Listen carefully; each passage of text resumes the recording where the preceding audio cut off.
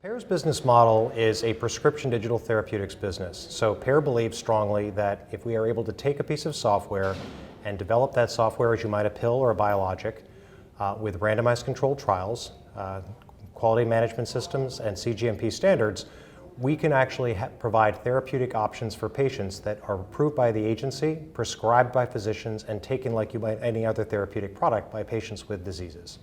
So rapidly evolving is no small statement. It's entirely true. In the past year, what you've seen is a change by the FDA to actually consider pieces of software that, again, are developed in the same way that you might for a pill or a biologic and approve them or clear them as you would a pill or a biologic product. So the way in which I see this industry evolving is an evolution where a lot of those other companies that have been in the digital therapeutics area for a while that have looked at either digital health or wellness, pivoting to a position where they're going to be going to regulate their products and legitimizing the efficacy and the approval through the agency process and going and selling them as you might a pharmaceutical or biologic product.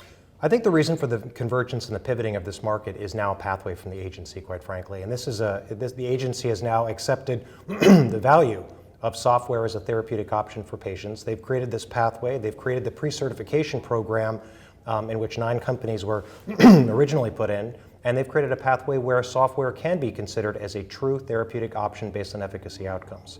So the reason for the pivot is now that there's a pathway with the agency, there's a pathway to actually start developing these products and bringing them to market as you might do with a pharmaceutical or a specialty pharmaceutical product.